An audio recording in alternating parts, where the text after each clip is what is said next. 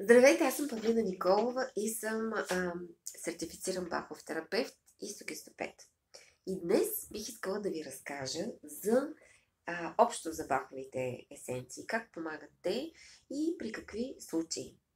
Това е всъщност много голяма тема, но ще се опитам в рамките на 10 на минути да обясня.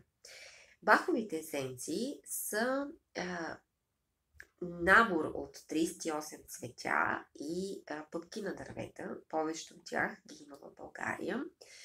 И всяка една от тях се разпознава чрез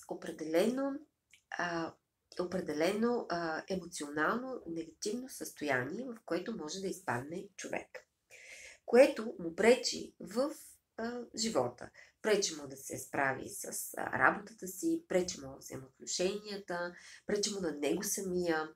По някакъв начин има дискомфорт, дори би могло да бъде и на физическо ниво. И човек всъщност търси начини.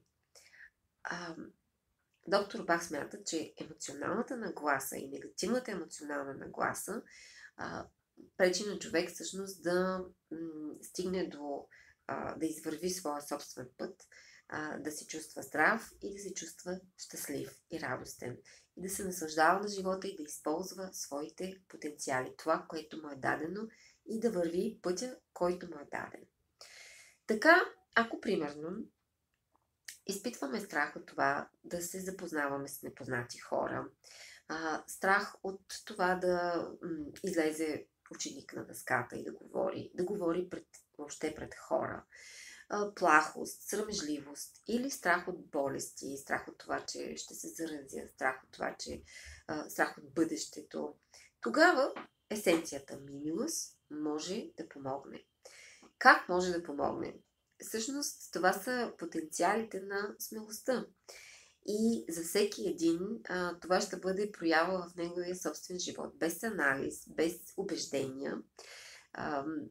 Всъщност есенцията помага, като внася тази информация, която е на вибрационно ниво, за това, което човек има като личностен конфликт.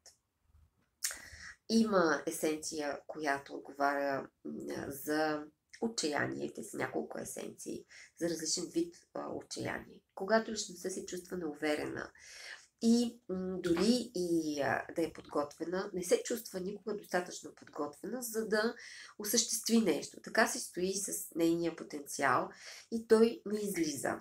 И това е пречи в живота, защото тя се чувства неудовлетвореност.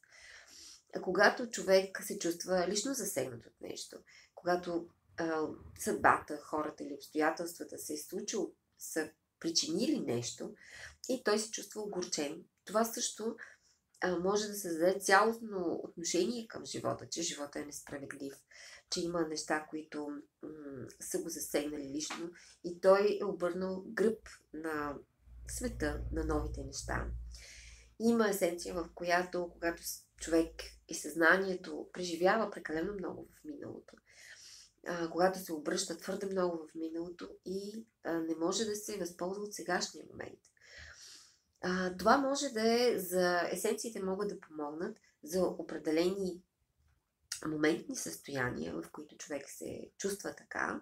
Тогава може да взема някоя есенция само няколко дни. Ако самия проблем е по-дълго време, тогава може да взема есенциите, като си направи комбинация в такова шишенце и ги взема по 4 пъти дневно, по 4 капки в рамките на 3 седмици. Така че може да бъде за определена ситуация, в която човек е изпаднал, когато изпитва страх или прекалено много мисли, не може да спи, чувства се тревожен, сънят му е накъсан. Или когато има някакъв личностен конфликт, всъщност имаме някакво предизвикателство, което ни стои и което ни е дадено и което е хем нашето благословие, хем нашето проклятие. Всеки има такова предизвикателство, но всъщност в това предизвикателство и отговора на задачата. От него можем да боравим с нашия потенциал. Ако да кажем, че това е нашата твърда убеденост в това нещата, как трябва да бъдат в нашите лични идеи, и ние разкриваме нашия потенциал, то потенциалите ще са в това да сме по-умерени, по-меки, в това да предложим нещо, без да притискаме останалите в нашите убеждения, без да не можем да изслушаме хората в това, в техните идеи. И тази енергия, която имаме, това е енергията на Вървейн. Ако Вървейн върви само в своите убеждения, то той би станал отблъскващ за останалите хора по някакво време, в някакъв момент. Или пък би станал твърде със своите силни убеждения, със силната си енергия, би отласнал хората от това да го следват. Така че на такава личност, когато тя се преумори, когато се изтощи, когато вижда, че нещата не вървят, върбинката помага, за да може всъщност да се омекотят нещата, да се даде от друго място идея. Самата върбинка да приеме, че не всичко е това, как света не се движи само по нейните лични убеждения и нейните идеи. И всъщност виждала съм много истории. Някои хора просто идват, за да си помогнат в някаква определена ситуация и се чувстват по-леко, по-добре. На други пък идват в някаква много критична ситуация, в която те намират начини как да се справят, променят емоционалната си нагласа и всъщност изкарват най-доброто от себе си, за да реагират адекватно.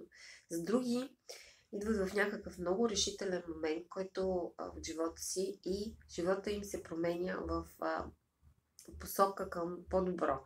В това всъщност да осъществят нещо, част от това, което са искали. И при някои то се осъществява, при други разбират, че трябва да поемат някакъв друг път. Но това не се случва с убеждение, а това е един личен път. И всъщност баховата терапия те връща към това, ти да се усещаш в центъра на своето преживяване, в центъра на твоя живот. И да можеш да се оцелостяваш все повече и повече. Все повече и повече да разбираш кой си, за какво си тук на тази земя, кои са твоите битки, кои са нещата, с които искаш да се справиш, кои са твоите истински предизвикателства, кои са твоите копнежи и какво можеш да реализираш, каква е формата, под която можеш да ги видиш тук и сега. Много е вълнуващо.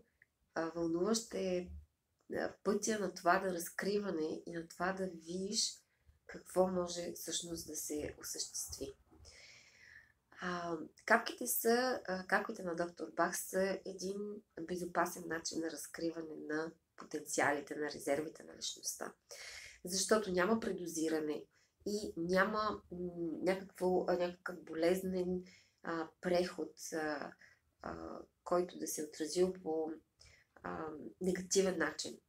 Затова могат да се дават на деца, могат да се дават на бременни, могат да помагат и в успоредно с друг вид помощ. Могат да се ползват също така от всеки. Ако това видео ви е било полезно, може да го споделите с други, които търсят начини да се справят с негативните емоционални нагласи, искат да подобрят нещо в взаимоотношенията си, искат да се справят с страховете си, със своята неувереност, с своите разочарования или с някои по-стари травми, които се отразяват по някакъв начин в ежедневието. Има още много различни картини, емоции. Това е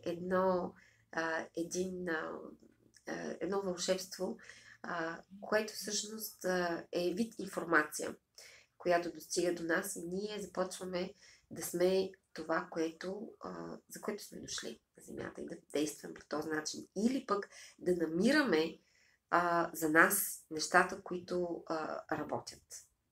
Благодаря ви и до нови срещи!